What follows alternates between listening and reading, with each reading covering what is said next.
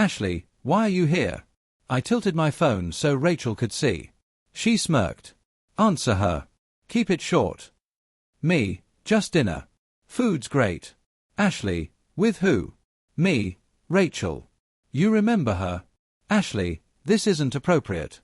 Me, why not? You said dinner with friends was fine. That's all this is. Ashley, no, this is different. Me, silence. No reply. Just one woman crying in a bathroom while her colleague covered the tab. And that, my friends, is exactly what broken boundaries look like. The showdown and the fallout, captured in real time. When Ashley came back to her seat, her eyes shimmered red. She sat beside Kevin, but her stare kept darting toward us every couple minutes. Kevin noticed. He shifted, uneasy, stumbling through whatever surface-level chat they were having. By 9:15, he flagged the server for the check. Ashley gripped her purse like armor, avoiding our gaze as they walked toward the exit. Then she paused.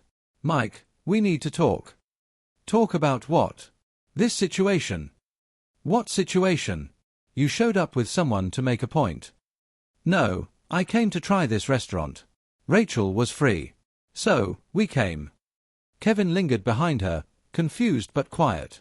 Everything okay? He asked. Yeah. Just someone from work. Let's go. And with that, they left. That was spicier than I thought, Rachel said softly. More dramatic than I wanted, I muttered. So what now? Now. We finish dinner. Tomorrow, I handle whatever story Ashley spins. Update 2, the unraveling. That night, silence. No texts, no calls. Either too angry or too tangled in excuses to reach out. But by 11 a.m. Thursday, my phone buzzed. We need to talk about last night. Sure. What about it?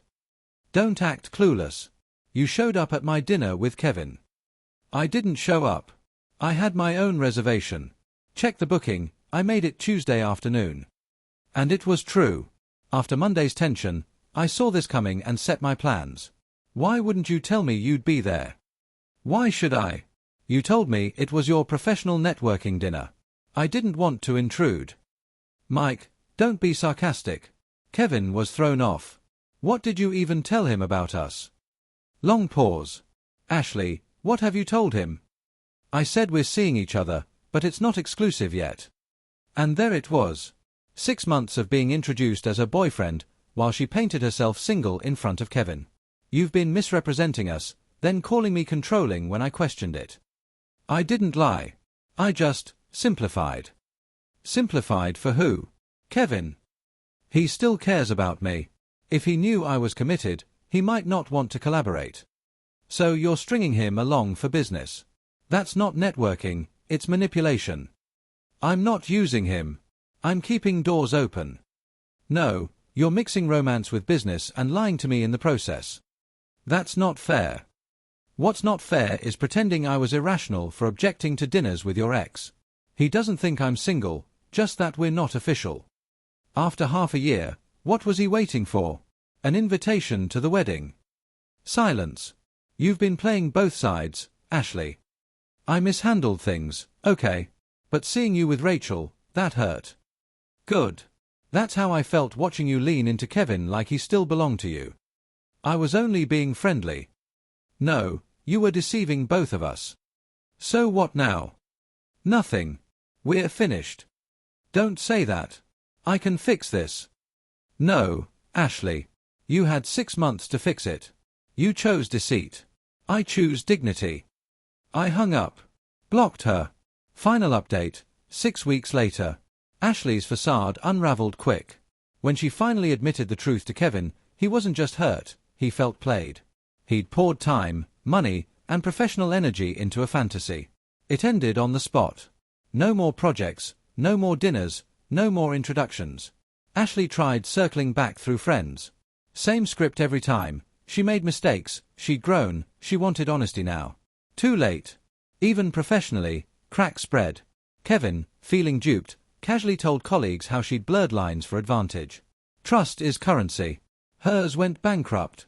Meanwhile, Rachel and I reconnected. Turns out honesty is far stronger than staged seduction. Ashley's friends tried guilting me, called me unforgiving. But once I laid out the details, their defense evaporated. Last I heard, she was single, isolated, and shut out of Kevin's circle. Everything she schemed for slipped away, not through revenge, but through exposure. She thought she could balance admiration from an ex and comfort from me while chasing career perks. But eventually, all truths landed in the same room. And truth doesn't bend to deception.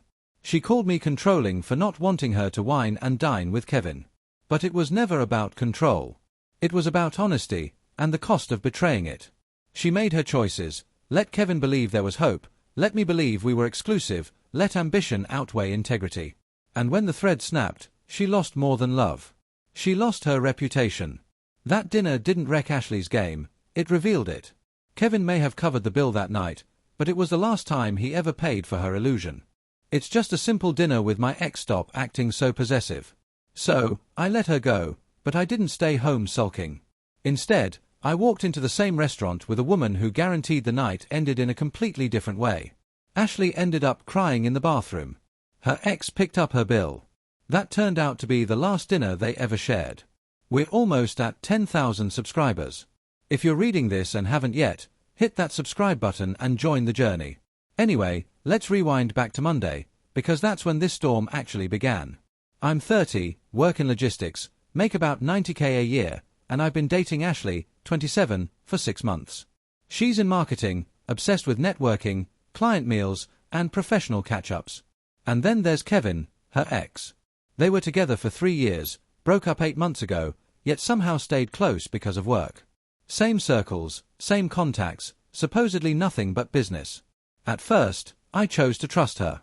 We're adults. Everyone has exes. What matters are the boundaries. Problem was, Ashley didn't have any.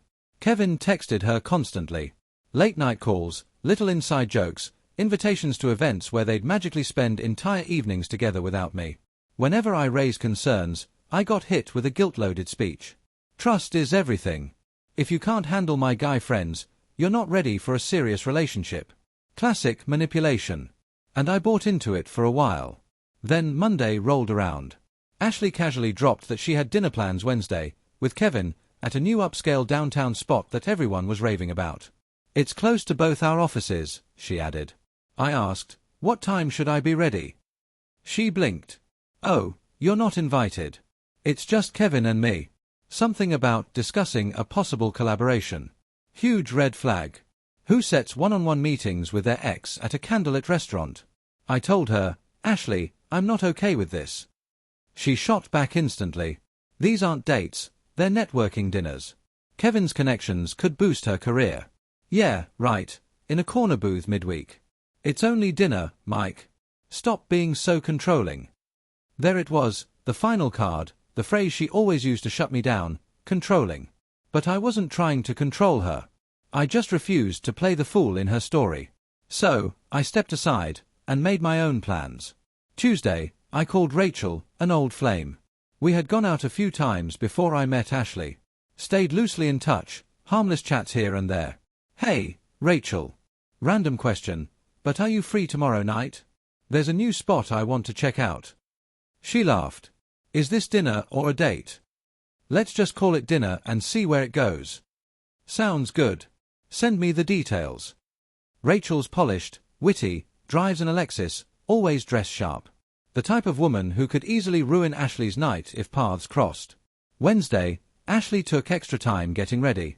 Blazer, low-cut blouse, perfume thick enough to fill the hallway. An hour of hair and makeup. Enjoy your work dinner, I said with a smirk. It's not a date, it's networking, right? Romantic networking. Got it. She left at 6:30. I picked Rachel up at 7. So this is really just about food? Rachel teased. I grinned. Ashley's out with her ex calling it professional. I'm just building my own network. Rachel smiled. Fair enough. As long as the wine's good. The restaurant was buzzing. Midweek crowd, business casual energy, looked harmless at first. We sat around 7:45. I kept scanning. 10 minutes later, there they were. Corner booth by the window. Ashley laughing, her hand brushing Kevin's arm. That them? Rachel whispered. Yep. Cozy, aren't they? 3 years together, 6 months of work talk. Totally professional. Rachel sipped her glass. Want to have some fun? What's on your mind? Let's show them how real friends enjoy dinner. We leaned into it, laughing, talking about books, work, life. Rachel had an effortless charm that couldn't be faked. Half an hour in, Ashley finally noticed us. I watched her smile collapse. First confusion, then anger, then panic. She whispered to Kevin, who turned to scan the room. She spotted us, I told Rachel. Good. Let's keep eating. Ashley couldn't sit still. Her eyes darted toward us every few minutes while Kevin droned on about some collaboration. By 8:30, she stood up, phone already in hand, and disappeared into the restroom. 3 minutes later, my phone lit up.